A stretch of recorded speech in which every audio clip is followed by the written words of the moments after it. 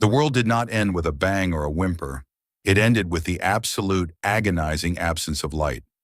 When Lyraen Sahl opened her eyes, the first thing she felt was the cold. It was not the crisp, managed chill of an orbital station or the refreshing breeze of a garden world. It was a dead, heavy cold that tasted of zinc and powdered bone. She lay on her stomach, her cheek pressed against a surface of jagged obsidian glass and gray silt. Every breath was a labor, a rhythmic struggle against the fine metallic dust that clogged the air of Ash Hollow 7. She tried to reach out, not with her hands, which were numb and buried in the grit, but with her mind. She sought the pulse. For 28 years, the pulse had been the background radiation of her existence. It was the soft, bioluminescent hum that connected her to every other soul in the sovereign consensus. It was the shared warmth of a billion minds, a golden thread of thought and intent that ensured no citizen was ever truly alone. But when she reached out now, there was only a hollow, echoing void. Her spinal markings, once a vibrant, rhythmic amber that pulsed in time with the collective, were dark. They were worse than dark. They felt like a row of cold, dead coals stitched into her skin. In the culture of the consensus, this was the flattening. She was no longer a node in the great network. She was a ghost. She was a biological error waiting to be erased by the elements. Lyraen pushed herself up. The movement sent a jagged bolt of pain through her ribs, but she did not cry out. Cry out to whom? Silence was the only witness on Ash Hollow 7.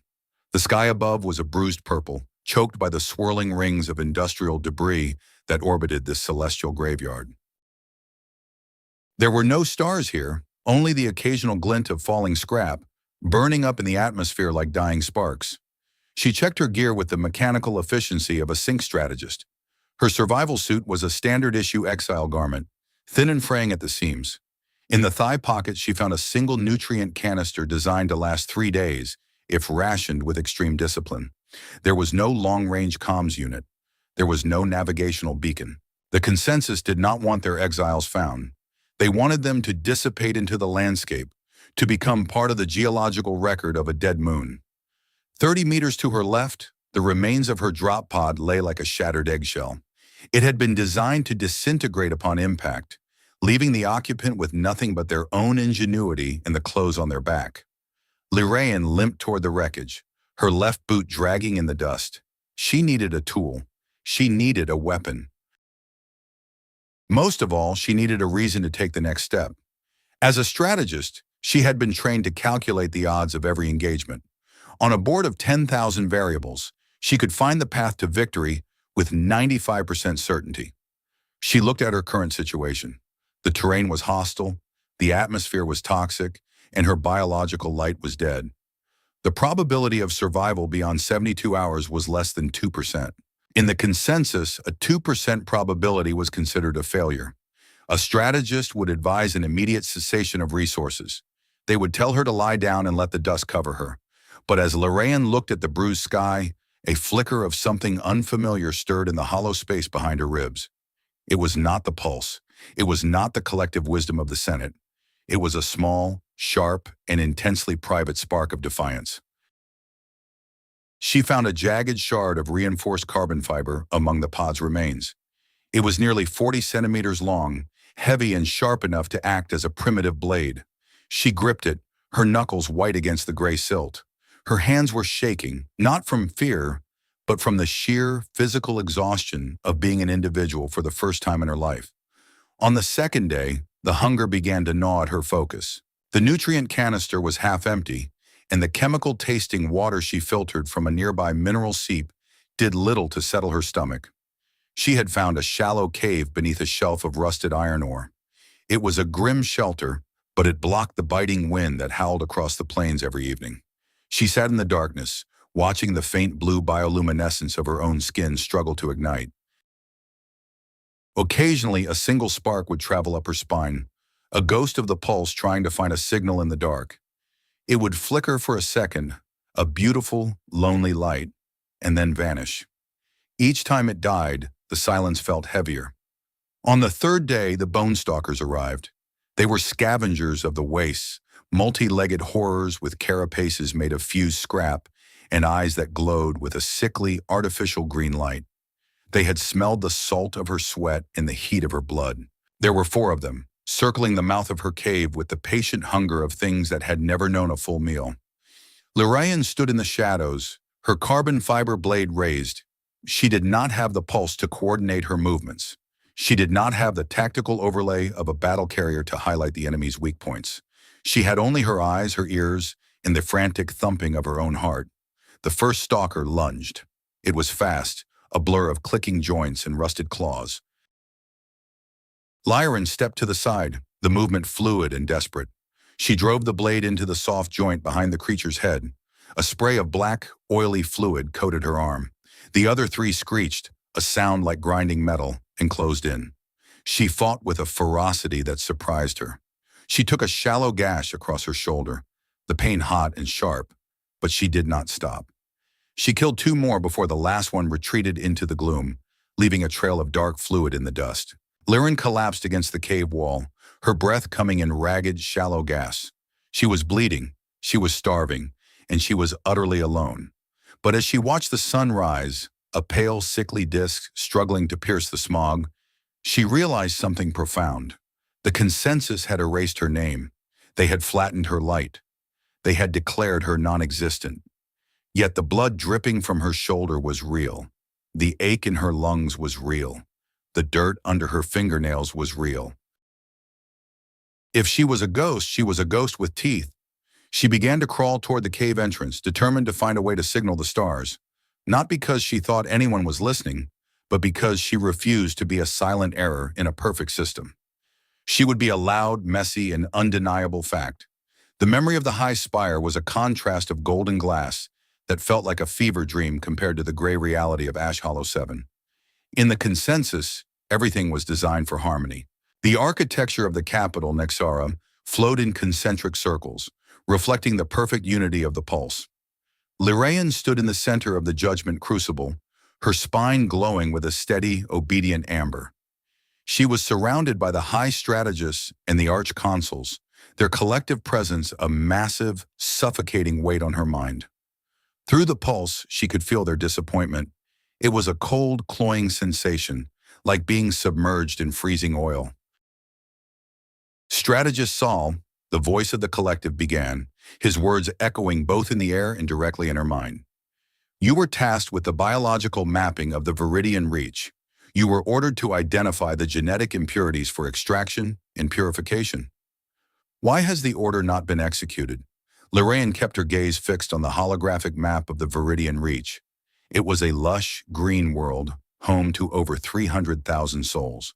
They were farmers, traders, and families who had lived outside the core systems for generations. The census had flagged them as divergent. Their genetic markers had drifted too far from the idealized sovereign standard. The data was flawed, Lyraen said.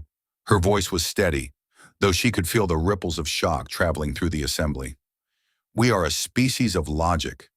The projected mutation rate in the Viridian population is less than 0.5% over 10 generations. To purify a settlement of that scale based on such a marginal deviation is not a strategic necessity. It is a statistical waste. The silence that followed was not a physical quiet. It was a mental scream. Through the pulse, Lyraen felt the collective mind of the Senate recoil. In the consensus, waste was a sin, but divergence was a crime. To question a purification order was to suggest that the collective was capable of error. You speak of waste, a consul countered, his voice dripping with synthesized calm.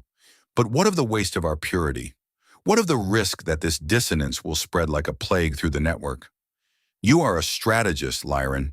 Your duty is to ensure the integrity of the whole, not the survival of the defective.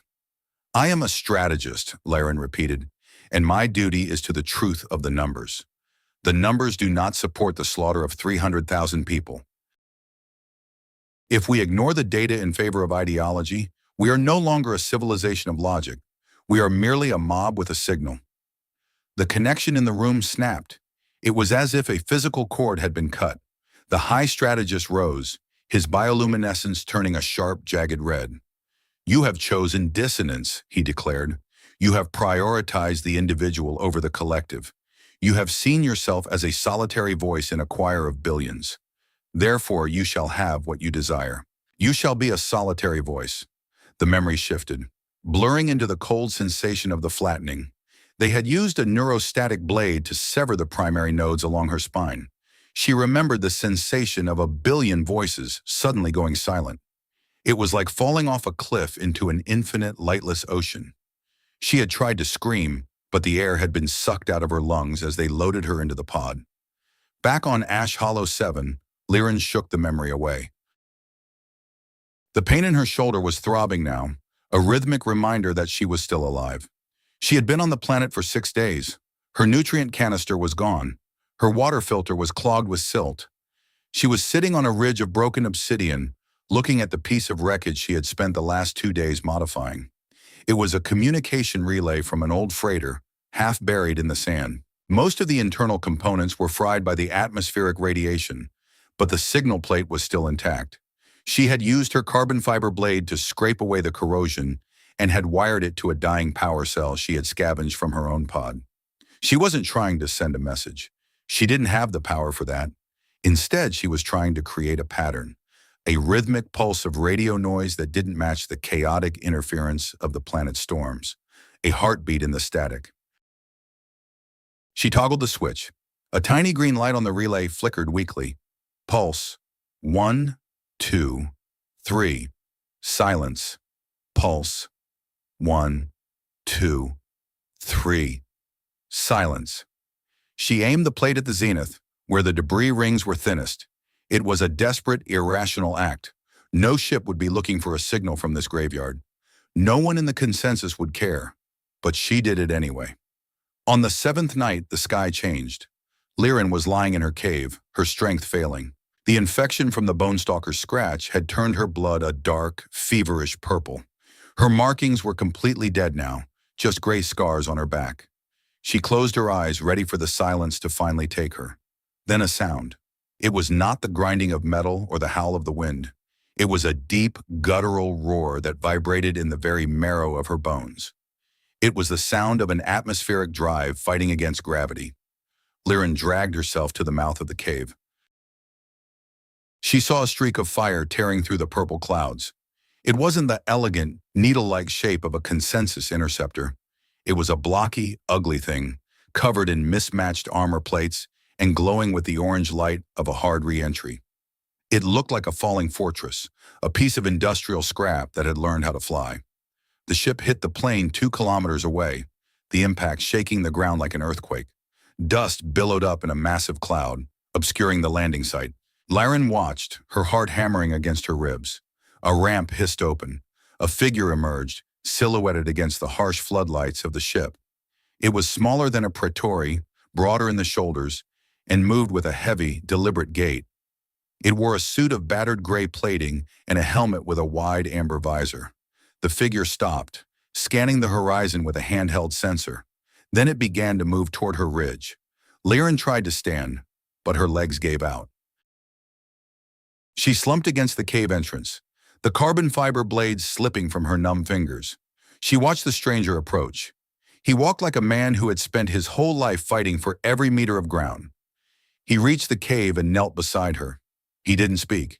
He didn't check her markings or ask for her serial number. He reached for a med kit on his belt and pulled out a thermal blanket.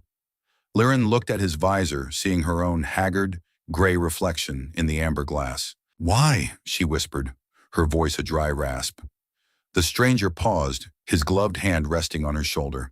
He tilted his head and, for a moment, the silence of Ash Hollow 7 felt less like a grave and more like a beginning. "Because you're making a hell of a lot of noise, lady," a voice crackled through his external speakers. It was a rough, gravelly voice, full of grit and strange inflections. "And in this part of the black, nobody makes noise unless they're worth a look." He picked her up with surprising gentleness, his armored arms a solid, undeniable weight. "My name's Silas Vane," he said, turning back toward the glowing orange heart of his ship. "Welcome to the Carrion Crow. Try not to bleed on the upholstery." As he carried her up the ramp, Lyraen felt a new kind of warmth. It wasn't the golden, forced heat of the pulse. It was the messy, singular heat of another person. For the first time in her life, she wasn't part of a network. She was just a passenger. And as the ramp sealed shut, the silence of the consensus finally, mercifully, disappeared. The transition from the freezing gray silt of Ash Hollow 7 to the interior of the Carrion Crow felt like being pulled through a narrow pressurized tube. Lyraen Sahl drifted in and out of a fevered consciousness, her mind still reaching for the golden threads of the pulse that were no longer there. In her delirium, she was back in the high spire, the amber light of a billion minds singing in her blood. Then the silence would return, cold and absolute, and she would gasp, her fingers clawing at the rough fabric of a thermal blanket. "Easy there," a voice rumbled. "You're bouncing off the walls of your own head, strategist. Stay with me." She opened her eyes to a world of low ceilings and exposed conduits. The air was thick with the scent of recycled oxygen, burnt oil, and something spicy, a sharp contrast to the sterile, filtered atmosphere of the sovereign consensus. A single dim bulb flickered overhead, casting long, jittery shadows across a room that was barely larger than a storage locker. Where, she started to ask, but her throat felt like it had been scrubbed with volcanic glass. Silas Vane leaned into her field of vision. He had removed his helmet, revealing a face that was a map of hard-won experience. His skin was tanned a deep bronze, crisscrossed with white lines of scar tissue, and his eyes were a piercing, weary blue. He wasn't wearing the elegant bioluminescent silk of her people. Instead, he wore a grease-stained flight suit with a dozen pockets and a heavy belt laden with tools. "You're in the med bay," Silas said, though calling it a bay was generous. It was more like a closet with a cot and a half-functional diagnostic bed. "You've been under for nearly 20 hours. The infection was having a field day with your system. I had to pump you full of enough broad-spectrum antibiotics to kill a small moon beast." Lyraen tried to sit up, but her body felt like it was made of lead. A sharp pain flared in her shoulder, and she looked down to see a clean white bandage covering the wound where the bone stalker had clawed her. Beside it, a small medical patch blinked with a rhythmic green light. "You used a physical stimulant," she whispered, her voice a dry rasp. "I used what worked," Silas countered. He turned back to a small counter where he was mixing a thick, dark liquid in a metal cup. "Around here, we don't have the luxury of biosync healing. We do it the old-fashioned way. We patch the holes and hope the engine keeps turning." He handed her the cup. "Drink this. It's a nutrient sludge. Tastes like a rusted exhaust pipe, but it'll put some iron back in your blood." Lyraen took the cup with trembling hands. She stared at the dark liquid, her mind automatically trying to calculate its caloric density and chemical composition. In the consensus, every meal was a programmed event, optimized for maximum efficiency and delivered through a communal nutrient stream. The idea of eating something singular, something prepared by a single pair of hands, felt disturbingly intimate. She took a sip and winced. Silas hadn't lied about the taste. It was bitter, salty, and thick, but as it hit her stomach, a wave of warmth began to spread through her limbs. "Thank you," she said, the words feeling heavy and foreign on her tongue. Silas watched her for a long moment, his arms crossed over his broad chest. He didn't look like he was analyzing her for tactical weakness or genetic purity.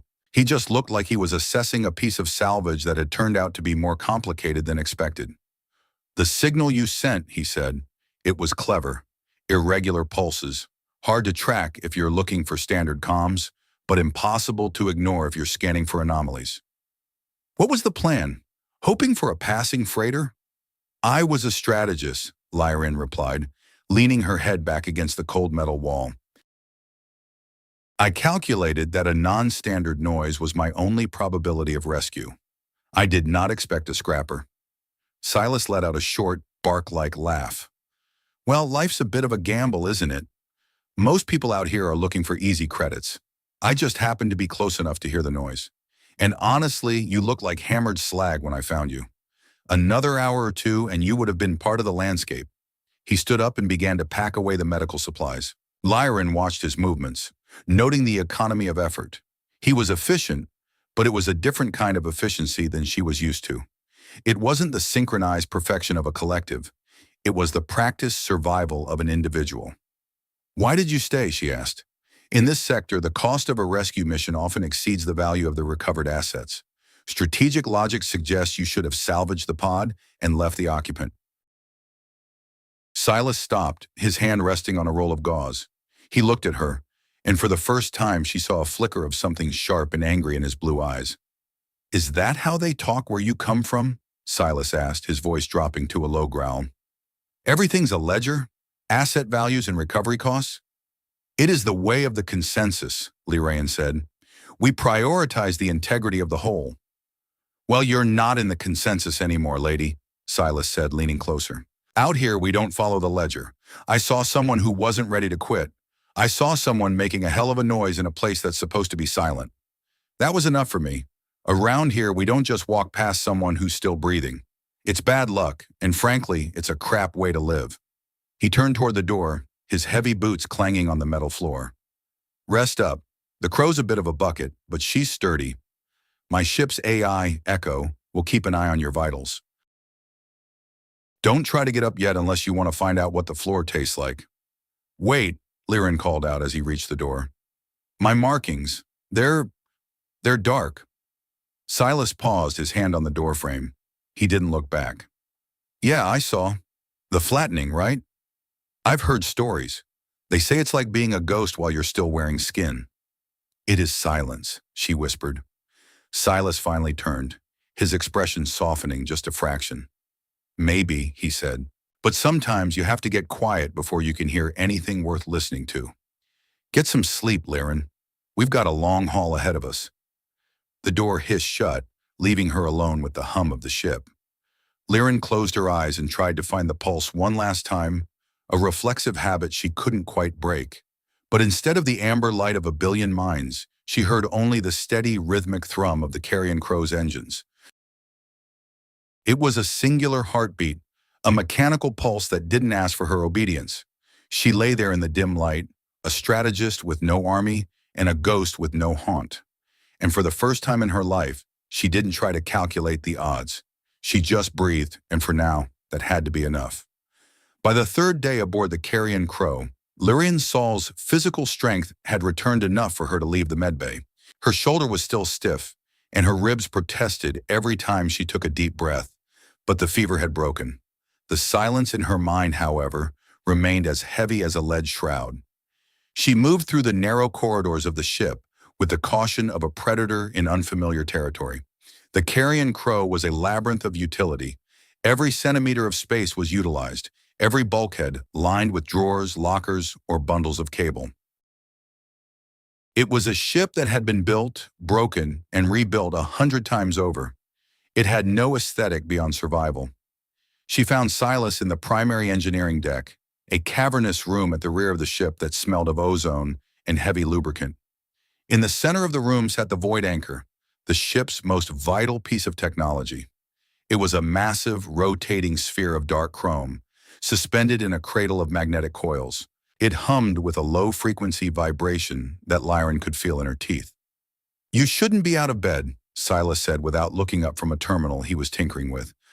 "My recovery rate is within acceptable parameters," Lyraen replied, her voice sounding stronger than it had the day before.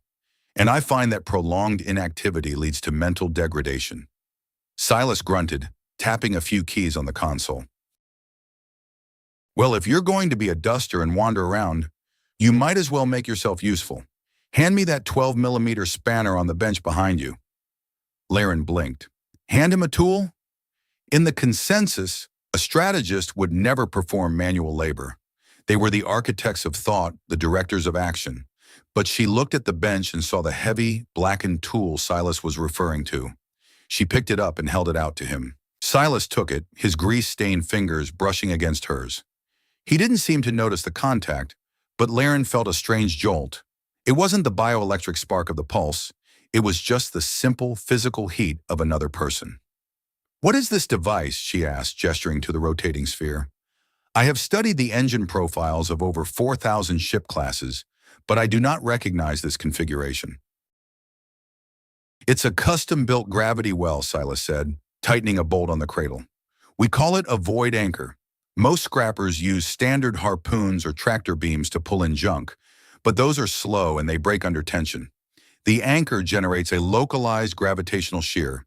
It lets me snag a 5-ton piece of orbital debris and hold it steady even if we're pulling high-G maneuvers.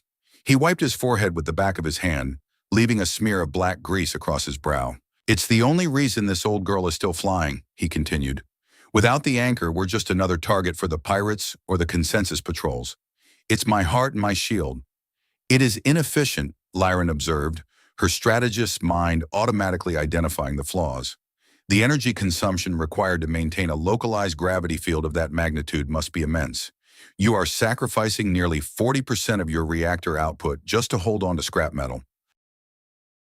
42% actually, Silas corrected with a lopsided grin. But it's not just about efficiency, strategist. It's about grip. Out here, if you can't hold on to what you've got nothing.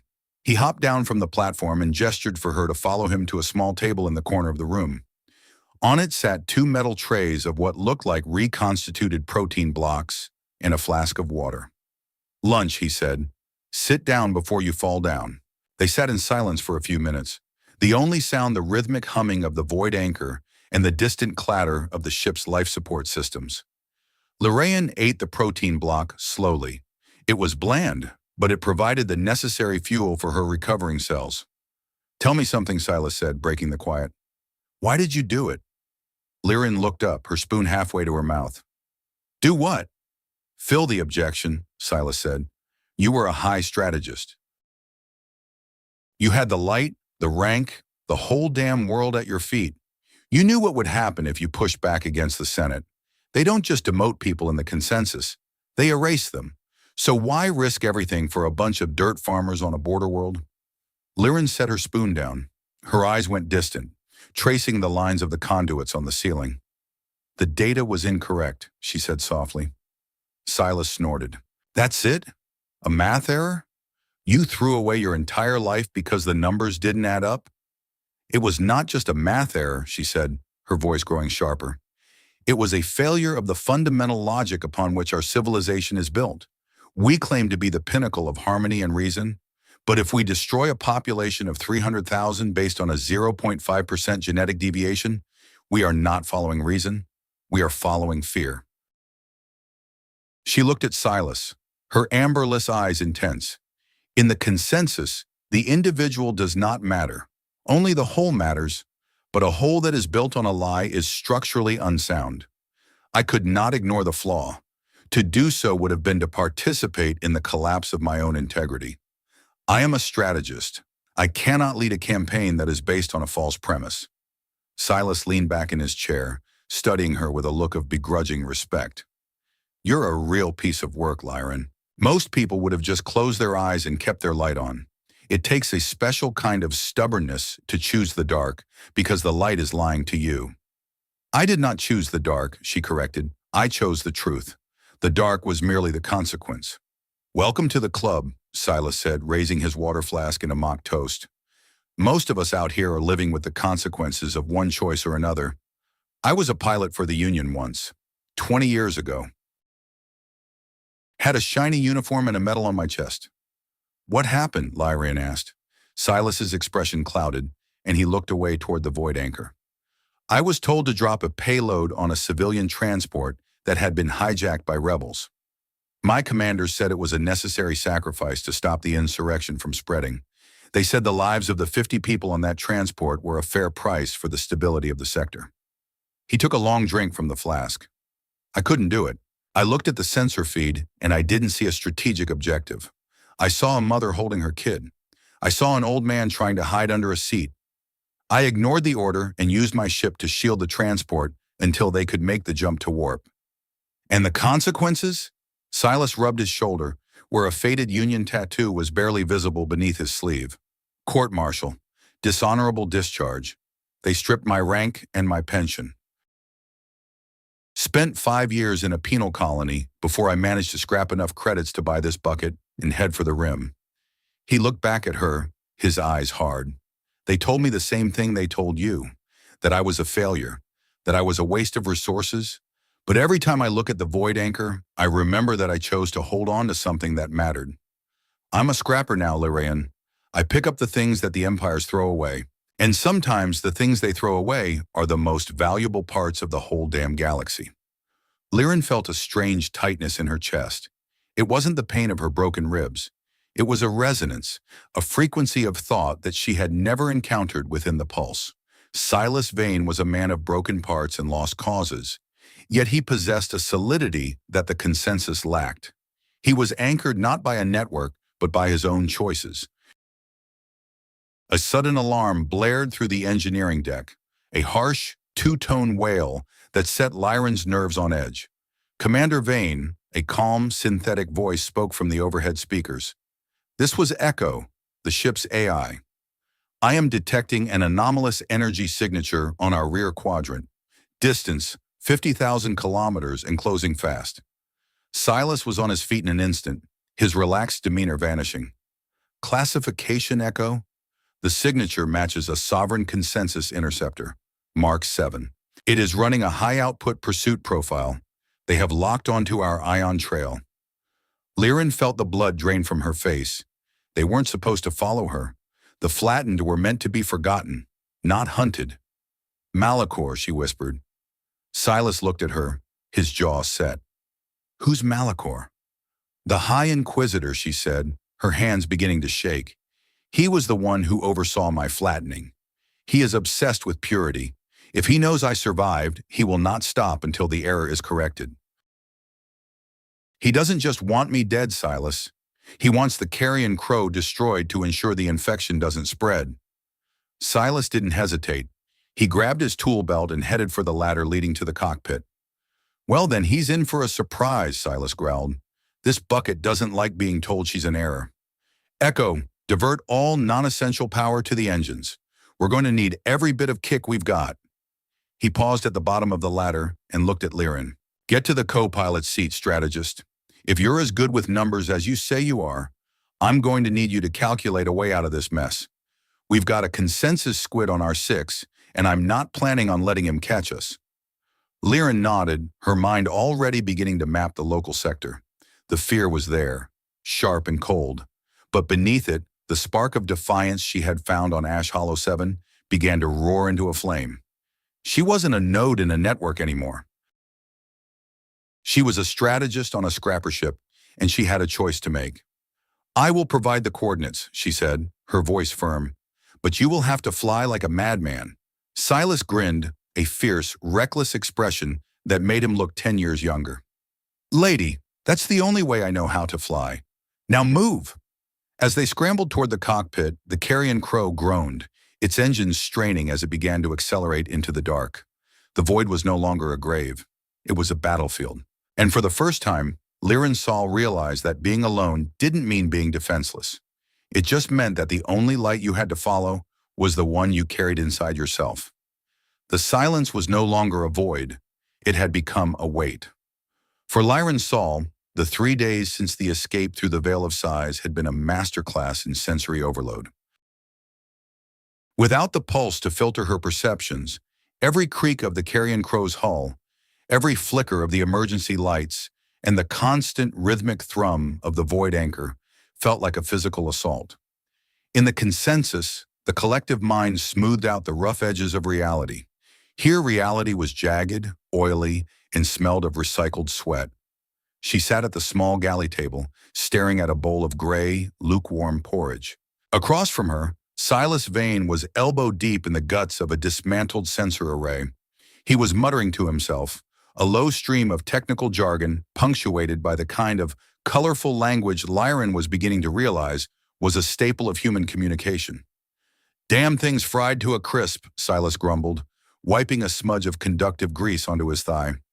The ion storm in the Veil cooked the primary capacitors. We're flying void-blind, Lyraen.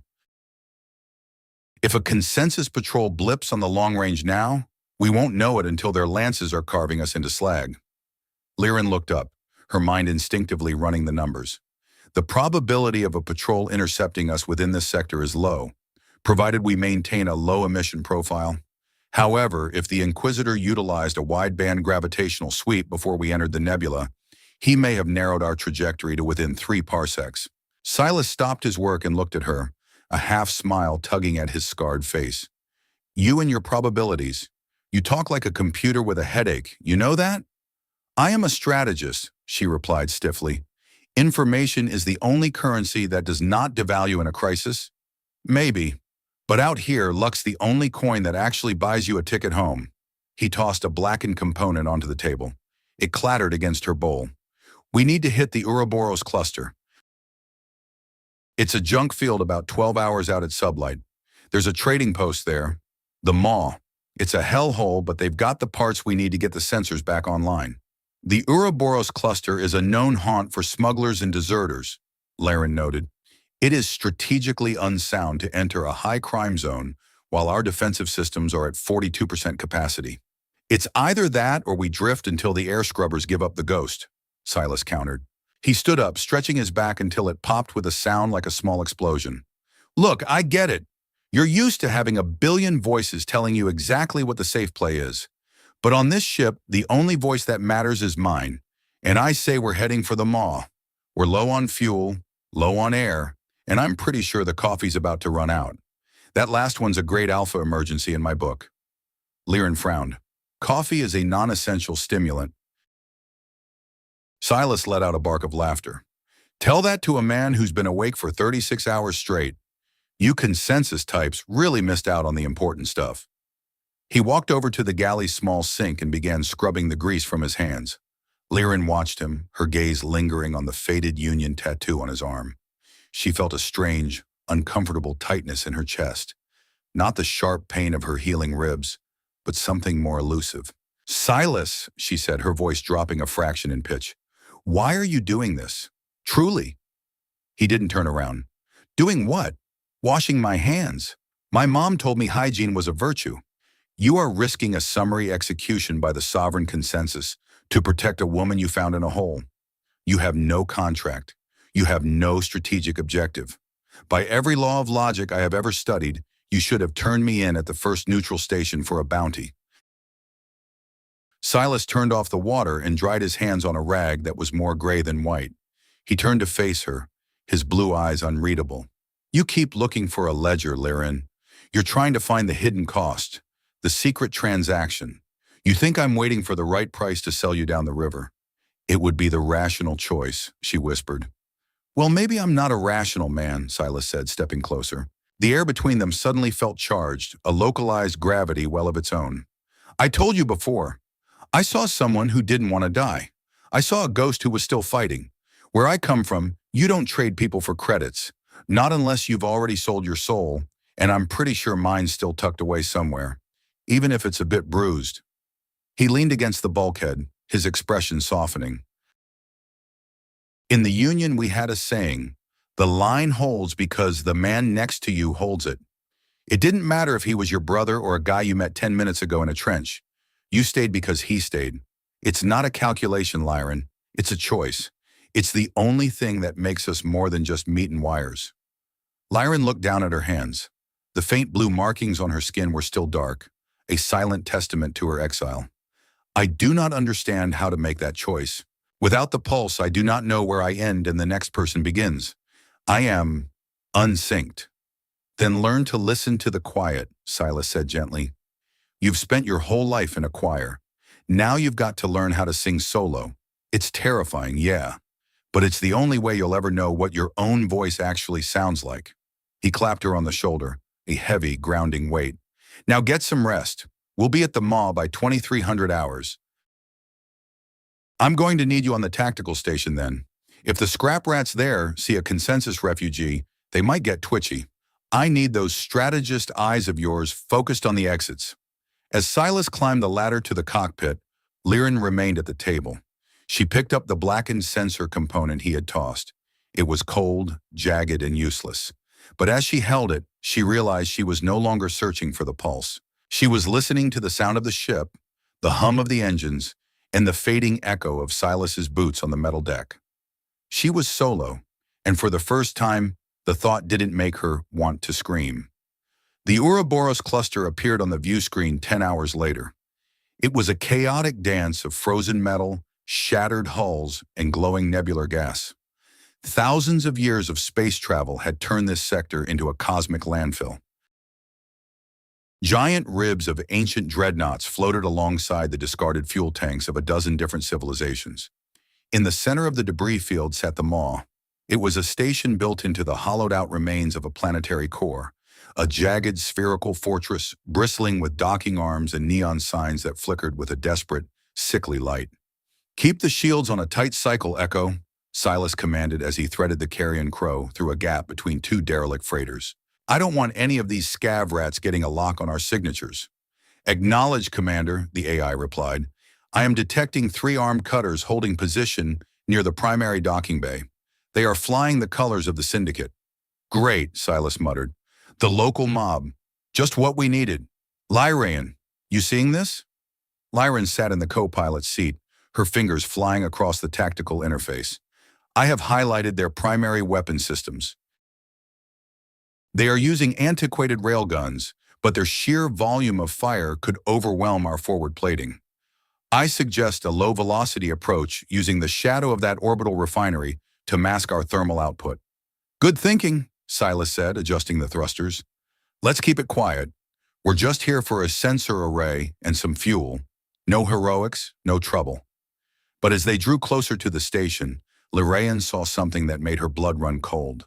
Docked at the far end of the station's primary arm was a ship that didn't belong in a junk field. It was sleek, silver, and glowed with a predatory amber light. A consensus interceptor. "Silas," she whispered, pointing to the screen. Silas swore, a long, creative string of profanity.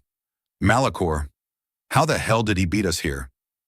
"He didn't," Lyraen said, her eyes narrowing as she analyzed the docking data. "That ship has been here for at least 6 hours. He didn't follow us. He anticipated us. He knew we would need repairs after the Veil. He is a strategist, Silas, just like I was. He isn't hunting me. He is waiting for me to trap myself." "Well," Silas said, his hand tightening on the flight yoke, "the trap just got a whole lot more crowded. We can't run, Lyraen. We're out of fuel. If we try to jump now, we'll flame out halfway to the next star." "Then we have to go in," Lyraen said, her voice turning cold and sharp. "We go into the maw. We find the parts. We find the fuel. And we do it under his very nose." Silas looked at her, a grin spreading across his face. It wasn't a sane grin. It was the look of a man who had spent his entire life defying the odds and was looking forward to doing it again. "You know, strategist," he said, "I think I'm starting to like the way you think. Echo, prep the landing gear. We're going to the maw, and tell the galley to save the last of the coffee. We're going to need it when we get back." The air in the docking bay was thick with the smell of ozone and rotting synthetic food. Lyraen followed Silas down the ramp of the Carrion Crow, her hood pulled low over her head to hide her markings. She felt exposed, a raw nerve in a room full of sandpaper. The maw was a riot of noise. Traders shouted in 3 different languages. The clatter of heavy machinery echoed off the rusted walls, and music with a thumping, distorted beat blared from the open fronts of the bars. It was the antithesis of the consensus, disordered, dirty, and vibrantly, aggressively alive. "Keep your head down and stay close," Silas whispered, his hand resting on the hilt of a heavy kinetic pistol holstered at his hip. "The guys we're meeting are at a place called the Rusty Bolt. It's a bit of a dive, even for this place." As they moved through the crowded corridors, Lyraen saw things that challenged every belief she had ever held. She saw a massive Malor engineer sharing a drink with a tiny golden-skinned Ricky trader. She saw an exhale scientist, translucent and graceful, arguing over a pile of scrap with a group of human miners. In the consensus, these species were kept in separate sectors, their interactions strictly regulated to prevent contamination. Here they were a mess of overlapping lives, tied together by nothing more than the need to survive and a shared hatred of the empires that had discarded them. They reached the Rusty Bolt, a bar that looked like it had been carved out of the inside of an old fuel tank. Silas led her to a booth in the back, where a man with a cybernetic eye and a prosthetic arm was waiting. "Vane," the man said, his voice a gravelly rasp. "I heard you were KIA in the Orion sector. You always did have a knack for coming back from the dead." "Reports of my demise were slightly exaggerated, Jax," Silas said, sliding into the booth. Lyraen sat beside him, her eyes scanning the room. "I need a Mark 9 sensor array and 10,000 liters of Grade 3 helium-3, and I need it yesterday." Jax looked at Lyraen, his cybernetic eye whirring as it zoomed in on her hood. And who's your friend? She's got a weird vibe, Silas. Smells like high spire and expensive air. She's with me, Silas said, his voice dropping an octave. That's all you need to know. Is it? Jax leaned forward, the metal of his arm clanking against the table. Because there's a guy in a silver suit currently offering 50,000 marks for any information on a consensus dissonant who might have drifted this way. That's a lot of credits, Silas. More than I've seen in 3 years. Lyraen felt Silas tense beside her. The silence of the bar suddenly felt predatory. The consensus doesn't pay their debts, Jax, Silas said calmly. You know that. You give them what they want, and they'll purify you just to make sure the secret doesn't get out. You want to bet your life on a sovereign promise? Jax hesitated, his mechanical eye clicking. Maybe not, but 50,000 marks, that buys a lot of freedom. I'm offering you 15,000 marks in hard union credits for the parts, Silas said. And I'm offering you the chance to not have a consensus inquisitor burn this whole station to a cinder just to find one woman. Because if Malachor finds out you helped him, he won't give you a medal. He'll give you a funeral. The two men stared at each other for a long moment. Lyraen watched the micro-expressions on Jax's face. The greed, the fear, the calculation. She realized that Silas wasn't just haggling, he was fighting a battle of wills. Fine, Jax spat, leaning back. 15,000, but you get the parts yourself. They're in Warehouse 4, Sub-Level 6, and you get them now. I don't want you on my station when that silver ship starts shooting. Deal, Silas said. He stood up, grabbing Lyraen's arm. Let's go. As they hurried toward the sub-levels, Lyraen whispered, He will betray us, Silas. The probability of him contacting the Inquisitor the moment we leave is 98%. I know, Silas said, his pace quickening. That's why we're not going to Warehouse 4. We're going to Warehouse 9. Jax always keeps the good stuff in the back, and he always lies about where it is. And the Inquisitor? He'll be waiting at Warehouse 4, Silas said, a grim smile on his face. By the time he realizes we're not there, we'll be halfway to the docking bay. But as they reached the elevator to the sub-levels, the station's intercom crackled to life. A voice, cold, smooth, and utterly familiar, echoed through the corridors. Attention, citizens of the Maw, Inquisitor Malachor said. I am looking for a fugitive, a ghost named Lyraen Sahl. She is a carrier of a dangerous mental infection. Anyone who provides information on her whereabouts will be rewarded. Anyone who shelters her will be erased. You have 10 minutes to comply before the purification begins. The panic in the corridors was instantaneous. People began to run, shouting and shoving, desperate to get to their ships. Silas grabbed Lyraen and shoved her into a service alcove as a group of armed station guards ran past. Well, Silas said, checking the power cell on his pistol, there goes the quiet approach. You ready for a little street fighting, strategist?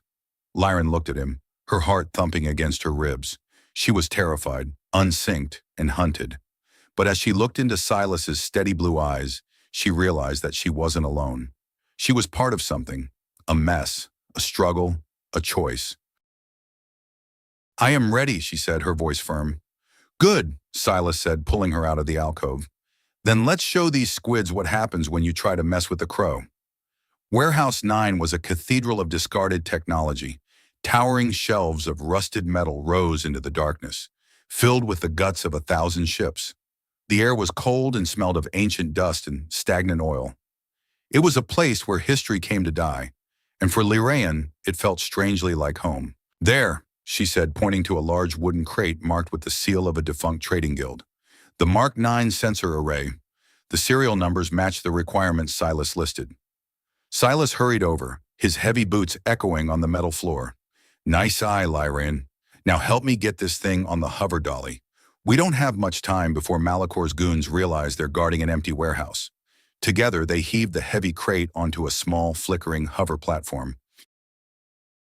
Lyraen felt the strain in her muscles, the raw physical effort of the task. In the consensus, robots would have handled the lifting, their movements coordinated by a central server. Here it was just her and Silas, their breaths puffing in the cold air, their movements clunky and uncoordinated.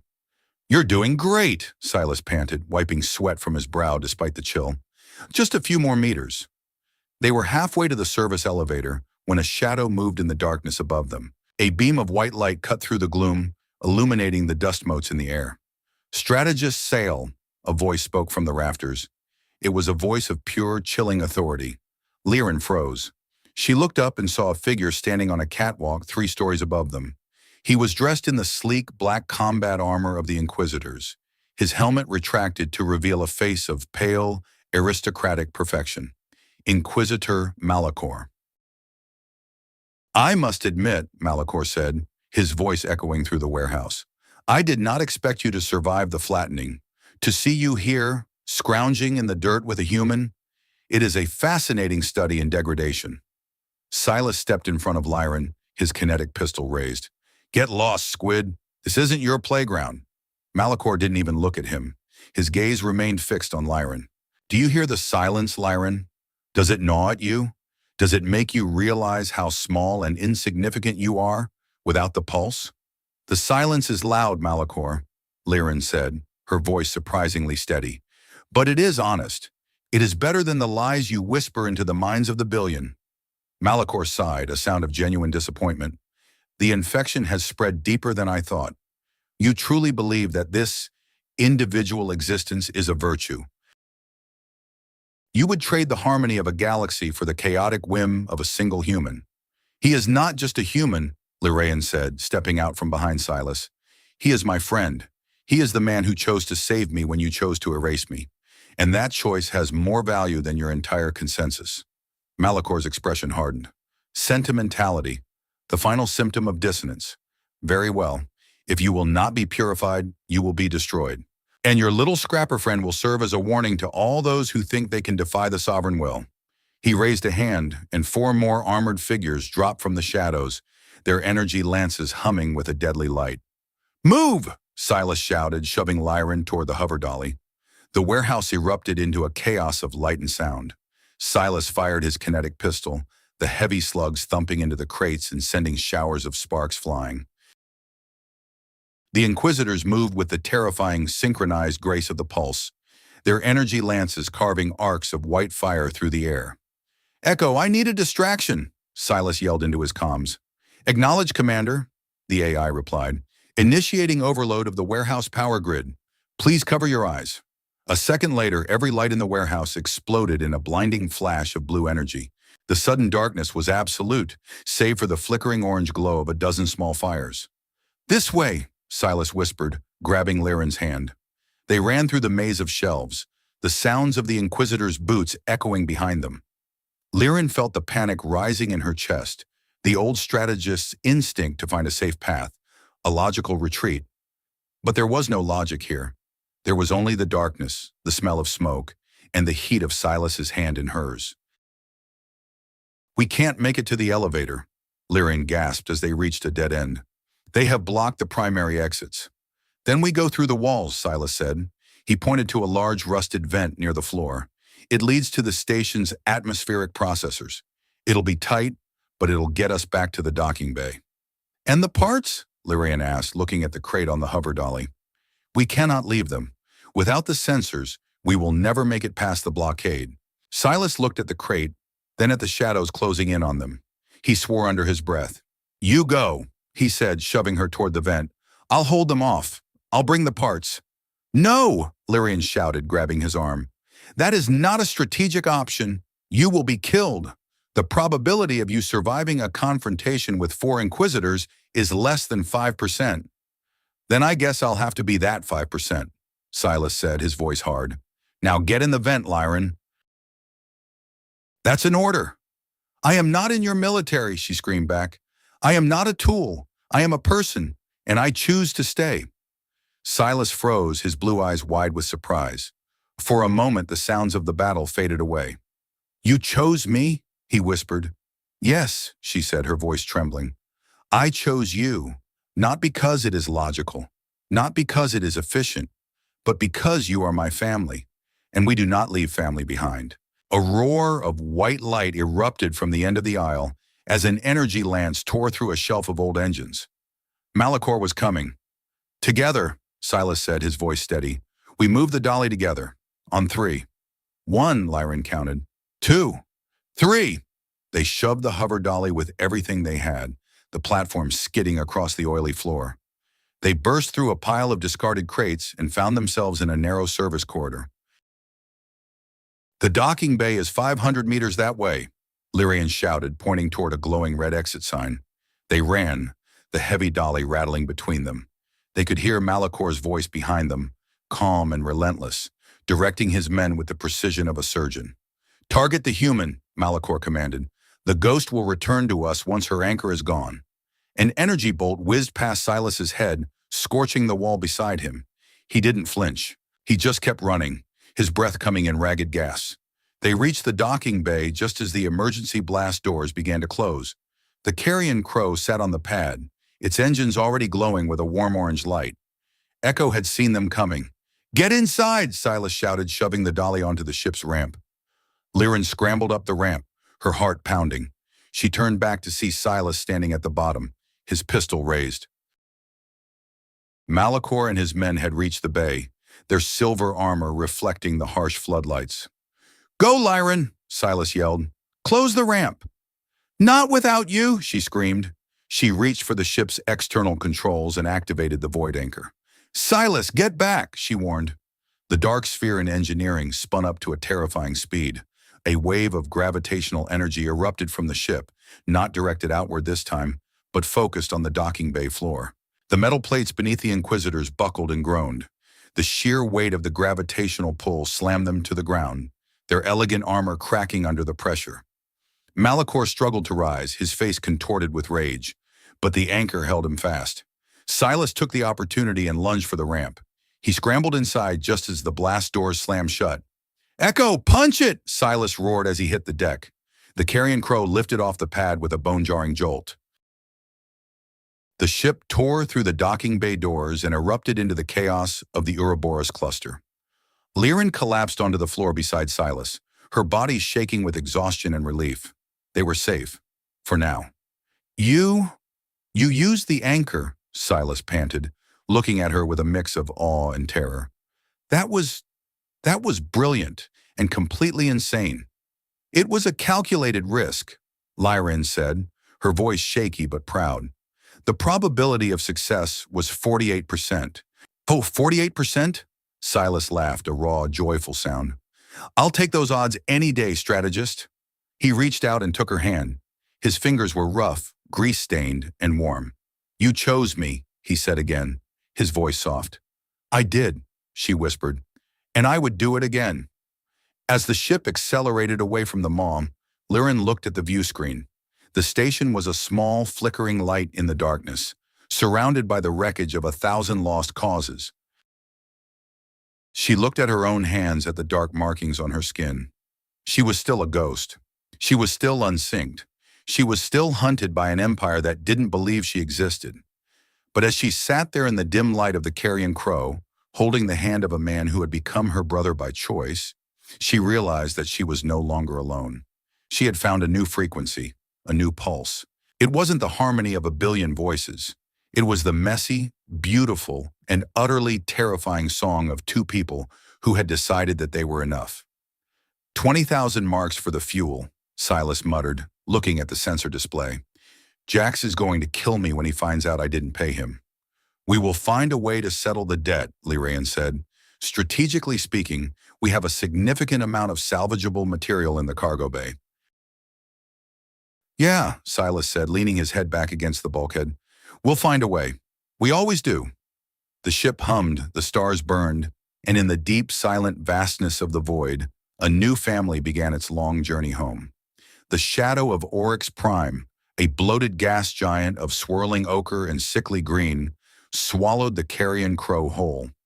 The ship drifted within the planet's outer ring system, a graveyard of frozen methane and jagged silicate. Silas had cut the main thrusters, leaving the vessel to tumble slowly like a piece of dead iron. In the absolute dark of the cockpit, the only light came from the dim, amber glow of the emergency life support panel. Lyraen Sahl sat in the navigator's seat, her breath misting in the freezing air. The environmental scrubbers were failing, and the heater had been sacrificed to keep the stealth baffles online. Beside her, Silas was a silhouette of heavy breathing and the occasional clink of metal. He had been silent for 3 hours, ever since the escape from the maw. "The structural integrity of the aft hull is at 34%, Lyraen said, her voice a thin thread in the cold.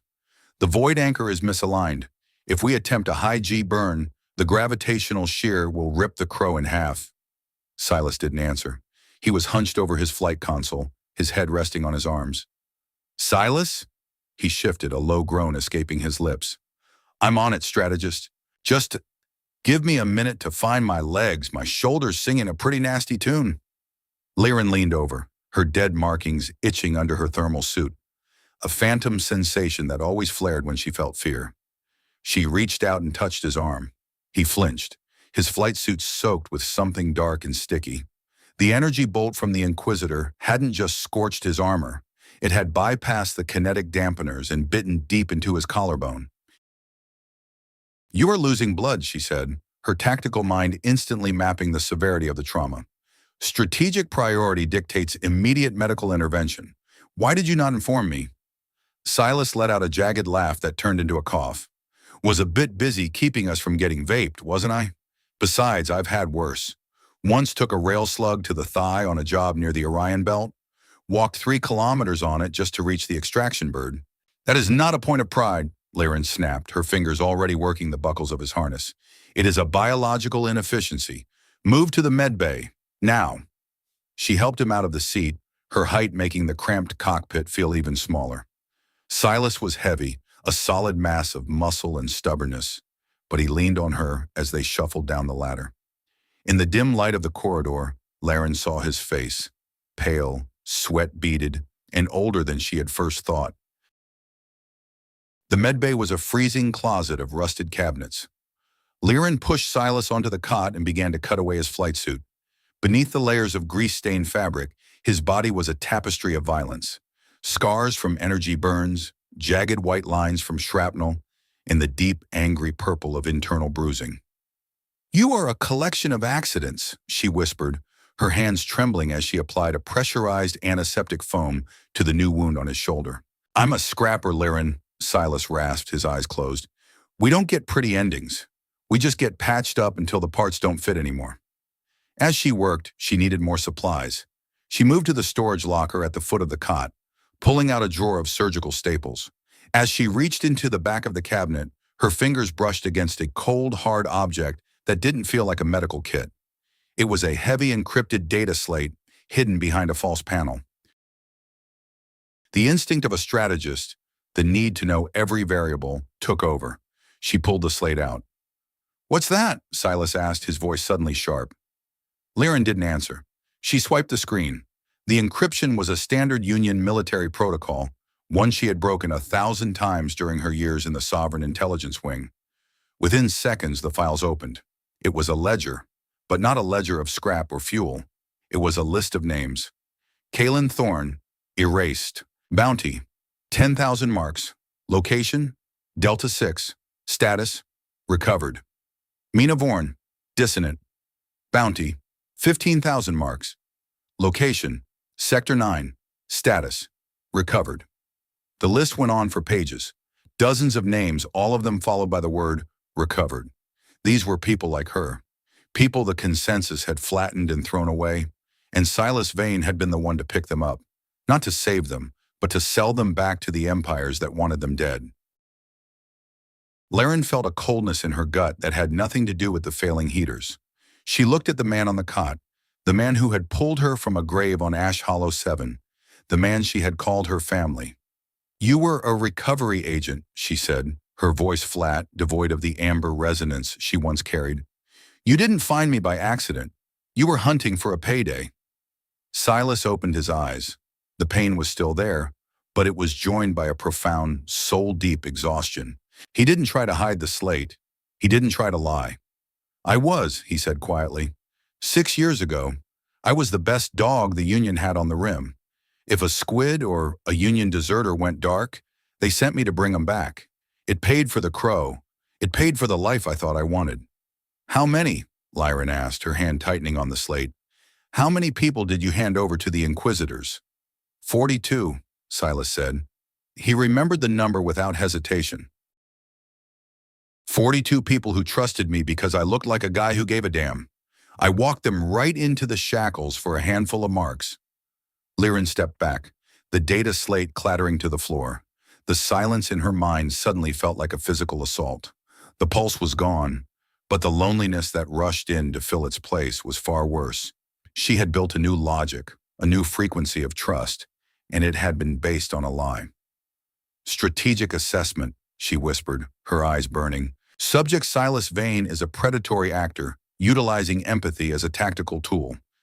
Probability of betrayal, 100%. Lyraen, look at me, Silas said, struggling to sit up. He winced, clutching his bleeding shoulder. I stopped. 3 years ago, I found a kid. A Ricky girl, barely 12. She'd been erased because her parents were dissidents. I was supposed to take her to a Union Black site. I got halfway there, and I looked at her in the rear view. She was drawing pictures on the bulkhead with a piece of charcoal. She wasn't an asset. She was a kid. He coughed, a spray of red hitting his chin. I didn't turn her in. I burnt my codes, dumped the Union trackers, and went dark. I've been a scrapper ever since, trying to make up for those 42 names by saving anyone I could find in the dirt. I didn't hunt you, Lyraen. I heard that signal on the radio and I thought, maybe this is 43. Maybe this is the one that tips the scale back. You think a single rescue cancels out 42 betrayals? Lyraen's voice was a whip crack. That is not how the universe works, Silas. You cannot unbreak a life with a single gesture. I know that, Silas roared, then slumped back, gasping for air. I know it better than you ever will. I carry those names every day. They're the reason I don't sleep. They're the reason I fly this bucket into fire zones. I'm not asking for forgiveness, strategist. I'm just telling you why I'm still here. I'm a piece of junk, just like the crow, but I'm trying to hold on to something that matters. Lyraen looked at the bandage on his shoulder, at the grease under his fingernails, at the sheer, agonizing humanity of his failure. Her strategist's mind told her to leave, to take the escape pod, to find a neutral port, to protect her own existence. That was the logical path. That was the path of the consensus. But she remembered the maw. She remembered the heat of his hand in hers when they were running through the darkness. She remembered the way he had looked at her and said, "You chose me." Family wasn't a biological synchronization. It wasn't a perfect ledger of moral purity. It was the choice to stay when the truth was ugly. It was the decision to anchor yourself to someone who was as broken as you were. I cannot calculate a path for this, she whispered, her hand slowly reaching for the surgical staples again. Then stop calculating, Silas said, his voice a ragged whisper. Just be here, with me. Lyraen knelt by the cot. She didn't say she forgave him. She didn't say it was okay. She simply pressed the stapler to his skin and began to close the wound. We have 8 hours until the Inquisitor finds a way through the interference of the gas giant, she said, her voice regaining its sharp, tactical edge. We need to realign the void anchor manually from the exterior hull. If we do not, we will be vaped before we can reach warp. Silas looked at her, a faint, bloody smile touching his lips. Manual realignment in the middle of an ice ring? That's a suicide walk, Lyraen. Probability of success? Less than 10%, she said, her markings glowing with a sudden, fierce blue light. Not the amber of the consensus, but a new private flame. But as you said, I am a very stubborn ghost. That's my girl, Silas muttered, his eyes closing as the sedative in the foam finally took hold. Let's go fix our bucket. The exterior of the Carrion Crow was a landscape of jagged metal and frozen nitrogen, illuminated by the sickly green glow of Oryx Prime. Lyraen Sahl moved across the hull in a pressurized EVA suit, her magnetic boots clanking against the armored plating. Every step was a battle against the gravitational pull of the gas giant and the stinging spray of ice crystals from the planet's rings. She was tethered to the ship by a single durasteel cable. Below her, the void stretched out, an infinite hungry maw. Above her, the void anchor sat like a dormant beast, its magnetic coils twisted and glowing with a dull, angry heat. Echo, report, she said into her helmet comms. External temperature is negative 180 degrees Celsius, the AI replied. Magnetic interference is increasing. The sovereign interceptor has breached the outer ring system. Distance, 15,000 kilometers. I see him, Lyraen whispered. A speck of silver light was cutting through the ice clouds, moving with the terrifying grace of a predator that knew its prey was cornered. Malachor was coming, and he wasn't coming for a conversation. Silas, can you hear me? A burst of static then. Yeah, loud and clear, strategist. I'm in the engine room. The coils are hot, like melt the deck plates hot. You need to pull the manual release on the anchor housing before I can reset the gravity well. I am at the housing now, Lyraen said. She reached for a heavy frozen lever encrusted with methane ice. She pulled, her suit's servos whining with the effort. The lever didn't move. It is seized. The ice has fused the gears. Hit it with the kinetic torch, Silas shouted. We don't have time for a gentle touch, Lyraen. That squid is 5 minutes from weapons range. Lyraen pulled the torch from her belt. The blue flame hissed in the vacuum, carving through the ice. As the gears began to turn, the ship suddenly lurched. A beam of amber light lanced through the rings, striking a massive ice boulder 50 meters to their port side. The resulting explosion sent a shockwave of frozen debris hammering against the Crow's hull. Lyraen was thrown off her feet. Her magnetic boots lost their grip, and she was launched into the void, the durasteel tethers snapping taut with a bone-jarring jerk. Lyraen! Silas's voice was a scream in her ears. She tumbled, the stars spinning in a sickening kaleidoscope. She was dangling off the side of the ship, held only by a thin wire, while the ice storm raged around her. Through the visor of her helmet, she saw the interceptor. It was close now, its forward cannons glowing with the buildup of a final, killing shot. Strategy, she whispered to herself, her heart hammering against her ribs. Think. Analyze the variables. But the variables were all wrong. The logic of the consensus would say she was already dead. The probability of survival was 0. And then she heard it. Not the pulse, but the memory of Silas's voice. Sometimes you have to get quiet before you can hear anything worth listening to. She looked at the void anchor. It was misaligned, but it was still powered. If she could reach the manual override on the outer ring, she could trigger a gravitational burst, not to move the ship, but to pull the ice rings themselves. Silas, I'm going to trigger the anchor from the outside. You need to reverse the polarity on the internal coils the second I hit the switch. Lyraen, if you do that, the kickback will send you flying into the planet's core. Not if you catch me, she said. She began to pull herself up the tether, her fingers raw and bleeding inside her gloves. She reached the hull, her boots slamming back onto the metal. She scrambled toward the anchor's primary ring, the amber light of the interceptor's cannons now blindingly bright. Strategist Sahl! Malachor's voice broke through the emergency channel, cold and triumphant. You have led a fascinating life of dissonance, but even a ghost must eventually return to the earth. Farewell, Lyraen. I'm not a ghost, Malachor, she snarled, her hand slamming onto the override switch. I'm a choice. She hit the switch. The void anchor didn't just hum, it screamed. A massive wave of gravitational force erupted from the ship, bending the light of the gas giant itself. The ice rings around the Carrion Crow were suddenly drawn toward the vessel, forming a chaotic, impenetrable shield of frozen rock and methane.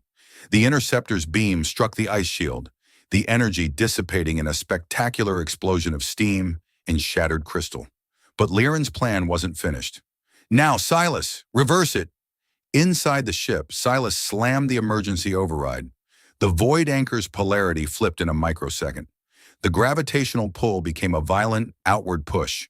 The millions of tons of ice they had just collected were launched outward like a colossal shotgun blast. The interceptor, caught in the middle of its attack run, had nowhere to go. Thousands of ice boulders, moving at several kilometers per second, hammered into its elegant silver hull. The shields flared, turned a frantic, bleeding red, and then shattered. The silver needle was crushed, its engines exploding in a silent bloom of white fire. The kickback was as violent as Lyraen had feared. The Carrion Crow was flung backward, tumbling through the rings. Lyraen felt her tether snap. She was airborne. The ship was receding, a dark shape in a sea of green gas. Silas! She cried out, her voice small in the vastness. Then, the void anchor pulsed one last time. A localized gravity tether, invisible and firm, caught her in midair. She was pulled back toward the ship, her body slamming into the landing ramp just as it hissed open. Silas was there, his shoulder bandaged, his face pale, but his arms were open. He caught her, the weight of their bodies sending them both skidding across the deck plates. They lay there for a long time, gasping for air as the ship's internal gravity stabilized. The roar of the engines changed to a steady, confident hum. "Echo!" Silas panted. "Report!" "The Sovereign Interceptor has been neutralized, Commander," the AI said. "All consensus signatures have vanished from the sector. We have sufficient fuel for a jump. The Ouroboros cluster is behind us." Silas looked down at Lyraen. Her helmet visor was cracked, and her eyes were wide with a mix of terror and exhilaration. "You did it," he whispered. "You crazy, beautiful strategist. You actually did it." Lyraen sat up, her hands still shaking. She looked at the dark markings on her arms. They weren't amber. They weren't blue. They were just her. "I didn't do it alone," she said. "We held the line, Silas." He reached out and pulled her into a rough, grease-smelling hug. It wasn't a logical gesture. It didn't improve their fuel efficiency or repair the hull. But as Lyraen leaned into him, she realized that the silence in her mind was finally gone. It had been replaced by the sound of two hearts beating in the same messy, imperfect rhythm. "Where to now?" she asked. Silas stood up, offering her a hand. "Anywhere we want, Lyraen.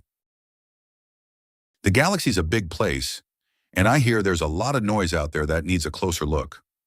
As they walked toward the cockpit, the Carrion Crow turned its scarred nose away from the gas giant and toward the open stars. They were exiles, scrappers, and ghosts.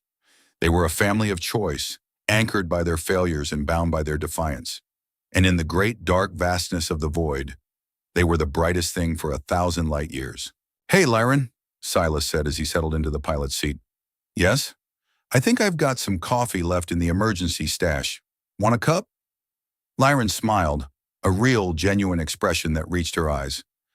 "I believe that would be a strategic necessity."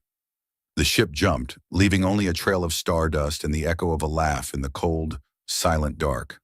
The jump into warp was not the smooth, silent slide into hyperspace that Lyraen had experienced aboard Sovereign cruisers. It was a violent, teeth-rattling wrenching of reality. The Carrion Crow groaned in every joint, the hull plates screaming as the misaligned void anchor fought to maintain a stable gravity envelope. In the cockpit, Lyraen watched the chronometer tick down the seconds of the transit. Every second felt like an hour. Every vibration felt like the ship's final breath. When they finally dropped back into real space, the silence that followed was deafening. They were in the deep black, a nameless sector far from the primary trade lanes. Outside, the stars were cold, distant pinpricks that didn't care about empires or exiles. "Echo, status," Lyraen whispered. Her voice was thin, her throat raw from the recycled air and the adrenaline that was finally beginning to drain from her system. "Hull integrity is holding at 29%, Lyraen," the AI responded. Its voice was flickering, a sign that the primary processor was struggling with power fluctuations. "The warp drive has sustained significant thermal damage. We are currently incapable of another jump. Life support is stable, though oxygen levels are being throttled to 60% to preserve the reserve tanks." "And Silas?" "Commander Vane is in a deep sleep. His vitals are stabilizing, though his heart rate remains elevated. The surgical staples are holding. He requires at least 12 hours of uninterrupted rest." Lyraen nodded, though there was no one to see it. She stood up, her legs feeling like they belonged to someone else. She moved toward the back of the cockpit, her eyes catching the reflection of her own face in a darkened monitor. The blue markings on her temples were no longer dark. They weren't the amber of the consensus either. They were a soft, steady cerulean, glowing with a light she didn't recognize. It wasn't a shared light. It was her own. She spent the next several hours moving through the ship like a mechanical ghost. She worked with a focus that was no longer driven by the collective directives of a high strategist, but by a simple, desperate need to keep their home together. She bypassed burnt-out relays, rerouted coolant from the secondary batteries, and used a handheld welder to patch a microfissure in the galley bulkhead. The work was messy, It was dirty. It was inefficient. In the consensus, a team of 20 specialists would have performed these tasks in 30 minutes. Alone, it took her 5 hours. But as she tightened a stubborn bolt or spliced a frayed wire, she felt a strange sense of satisfaction. These were her repairs. This was her sweat. She eventually found herself back in the engineering deck, standing before the void anchor. The dark sphere was silent now, but it felt alive, a heavy presence in the center of the room. She reached out and touched the cooling coils, feeling the faint vibration of the ship's lingering momentum. "You saved us," she whispered to the machine. "Correction," Echo spoke from a nearby wall speaker. "You utilized the anchor in a manner that exceeded its design parameters. Logic dictates that the maneuver should have resulted in a catastrophic hull failure. My calculations placed our survival probability at 0.04%. Lyraen smiled. It was a small, tired movement of her lips. "Then your calculations were flawed, Echo. You failed to account for the human variable." "A human variable?" the AI asked. "Silas Vane was unconscious during the final activation. The decision-making process was entirely yours, Lyraen." "Exactly," she said. "I have spent too much time with Silas. His irrationality is becoming contagious."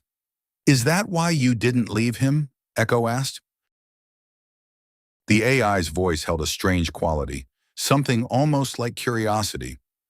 "When you discovered the ledger of the 42 names, strategic logic suggested that he was a compromised asset, a traitor. Why did you stay?" Lyraen sat on the floor, her back against the anchor's cradle.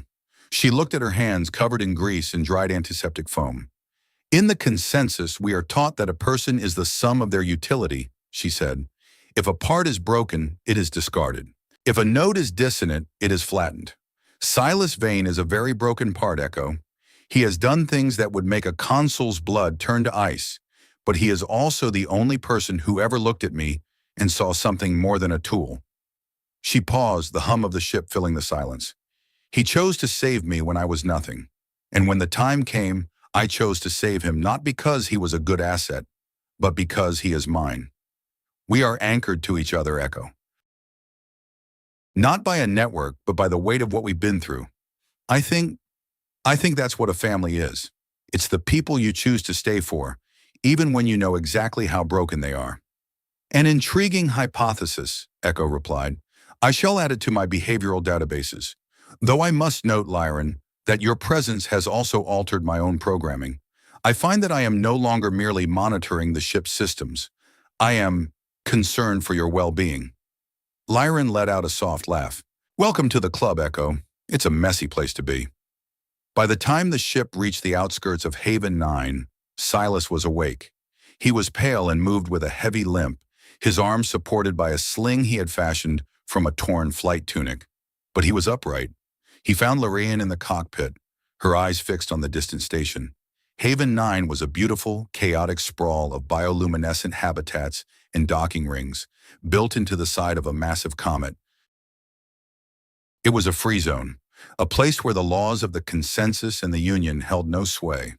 It was a city of outcasts, dreamers, and people who had learned to live in the gaps between empires. "It's a long way from the high spire," Silas said, leaning against the doorframe. Lyraen didn't turn around. "It is perfect." Silas limped over and sat in the pilot's seat. He looked at the sensor display, which was now crisp and clear thanks to the new array they had stolen from the maw. He looked at the hull integrity readouts, noting the dozens of manual patches Lyraen had made. "You've been busy," he said, his voice thick with emotion. "The Crow was complaining," Lyraen replied. "I merely provided some much-needed discipline." Silas looked at her, his blue eyes searching hers. "Lyraen, about the ledger, about those names." "I know," she interrupted, finally turning to face him. "I know what you were, Silas, and I know what you spent the last 3 years trying to be. The math doesn't balance. It never will. You can't cancel out 42 lives with one. That is the truth." Silas looked away, his jaw tightening. "I know. But," Lyraen continued, reaching out to touch his good hand, "we are not a math equation. We are two people on a very small, very broken ship. And if you are willing to keep holding the line, then I am willing to stay next to you." That is my choice. Silas squeezed her hand, his fingers rough and trembling. I don't deserve it. Probably not, Lyraen said with a flash of her old strategist's wit. But as you said, life's a bit of a gamble, and I'm putting my credits on the scrapper. As the Carrion Crow glided toward the docking bay of Haven 9, the two of them sat in silence. It wasn't the heavy, suffocating silence of Ash Hollow 7. It was a shared quiet, a moment of peace between two people who had finally found their anchor. They were still hunted. They were still broken. But they were no longer alone. And in the vast, silent dark of the galaxy, that was the only victory that truly mattered. The air on Haven 9 smelled of salt, damp earth, and the ozone of 1,000 different engines. It was a vibrant, messy atmosphere that made Lyraen's lungs feel more alive than they ever had in the filtered halls of Nexara.